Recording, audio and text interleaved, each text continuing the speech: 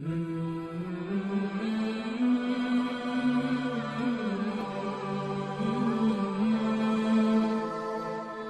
تمیم بن اوس الداری رضی اللہ تعالیٰ عنہ سے روایت ہے کہ رسول اکرم صلی اللہ علیہ وآلہ وسلم نے فرمایا، دین خیر خواہی کا نام ہے۔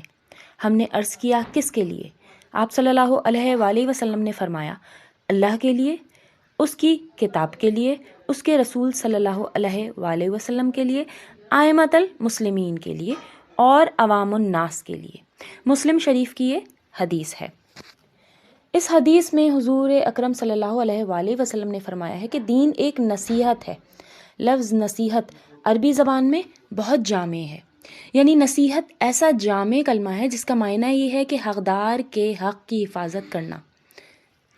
حضور نے اس حدیث میں پہلی بات یہ فرمائی کہ دین خیر خواہی کا نام ہے۔ اس کا مطلب یہ ہوا کہ قرآن اور سنت ہر ایک کی خیر خواہی کا خیال رکھتے ہیں اور ہر ایک کی خیر خواہی کا تقاضا کرتے ہیں۔ ہمارا دین ہر ایک کے لیے خیر خواہی ہے، یہ دین اللہ کے لیے خیر خواہی ہے۔ تو اس کا مطلب یہ ہوا کہ اگر ہم اللہ کو وحدہ لا شریک تسلیم کریں اور اسی پر کاربند رہیں تو اللہ اپنے بندوں کو عذاب سے دوچار نہیں کرے گا۔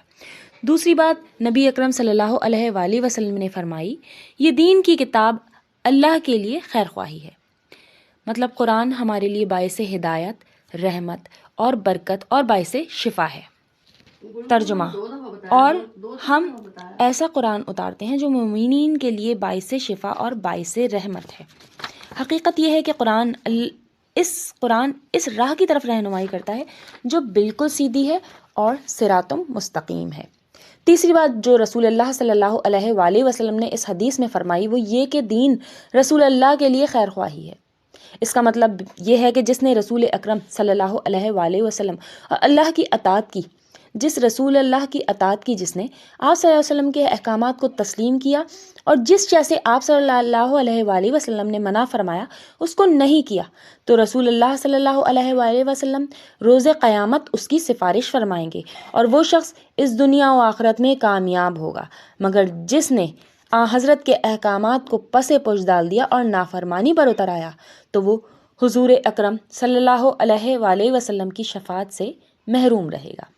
چوتھی بات اس حدیث میں یہ تھی کہ حضور اکرم صلی اللہ علیہ وآلہ وسلم نے فرمایا کہ دین مسلمانوں کے حکمرانوں کے لیے خیر خواہی ہے۔ اس کا مطلب جو مسلمان حکمران اللہ کے دین کی سربلندی کے لیے کام کریں اور لوگوں کو امر بالمعروف اور نہی عن المنکر کا حکم دے، دین شریعت کو نافذ کریں اور مسلمانوں کے حقوق کا پاس اور لحاظ کریں۔ عوام الناس کے لیے دین کو خیر خواہی کے طور پر یوں کہا گیا ہے۔ ترجمہ، اس کی خیر خواہی یہ ہے کہ اس پر نماز جنازہ پڑھنا، اس کے ساتھ مل کر برائیوں کے خلاف جہاد کرنا، اس کو صدقہ و خیرات دینا، جب وہ غلطی کرے تو ان کے خلاف تلوار استعمال نہ کرنا۔ بہت سی احادیث میں حضور صلی اللہ علیہ وآلہ وسلم نے اس طرح تلقین فرمائی ہے، جب کوئی تم سے تمہارے بھائی کی خیر خواہی چاہے تو تم اس کی خیر خواہی کرو، جب وہ تم سے خیر خواہی چاہے تو اس کی خیر خواہی کر۔